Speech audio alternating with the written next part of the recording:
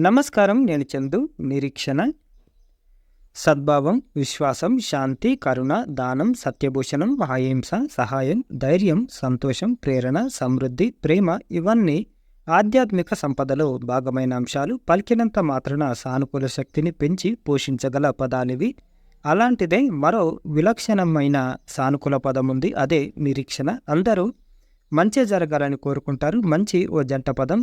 దాని వెంట చెడు ఉంటుంది. వెలుగు పక్కన నీడల రాత్రి గడిచాక ఉషోదయపు సంధ్య వెలుగులు అనుసరిస్తాయి.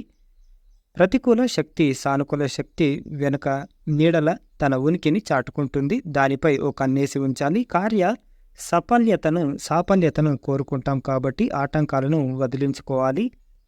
ప్రతికూల శక్తిని అణిచివేయగల సామర్థ్యం సానుకూల శక్తికే ఉంటుంది. అందుకు కావలసింది మనిషిలో పరిపూర్ణమైన విశ్వాసం. ఆత్మవిశ్వాసంతో ఎవరైనా సానుకూల స్థితిని సృష్టించుకోవచ్చన్నది పరిశోధకుల మాట. ఓ కొత్త వస్తువు కొనడం, ఇష్టపడిన కొత్త వ్యక్తితో పరిచయం, పెళ్లిచూపులు, వివాహం, శుభకార్యం, ఉద్యోగ ప్రాప్తి, ధన ప్రాప్తి, ఆరోగ్య ప్రాప్తి ఇలాంటివెన్నో అంశాలు మానవుడిలో సహజంగానే ఉత్సుకతను రేకెత్తిస్తాయి.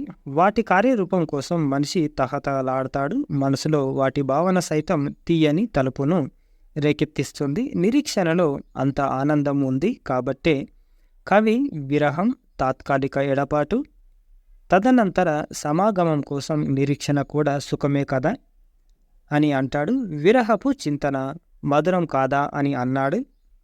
మరోసారి విరహం కూడా సుఖమే కదా కాదా, విరహపు చింతన మధురం కాదా అని అన్నాడు కవి.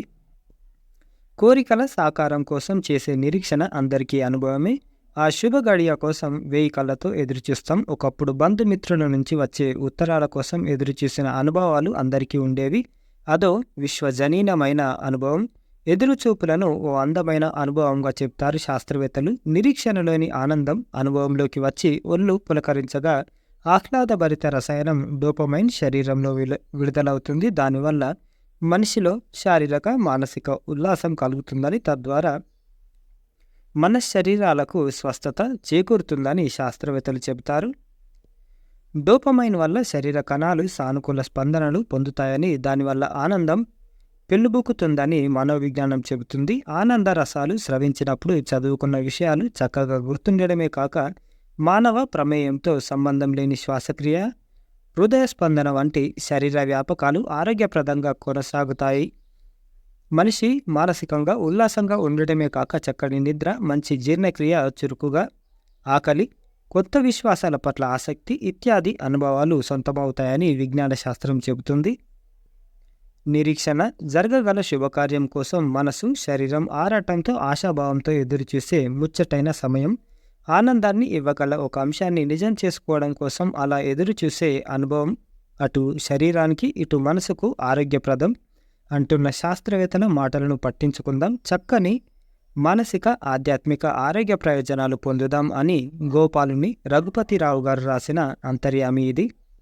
నిరీక్షణ. లైక్ చేయండి, షేర్ చేయండి, సబ్స్క్రైబ్ చేయండి. Thank you. ధన్యవాదాలు.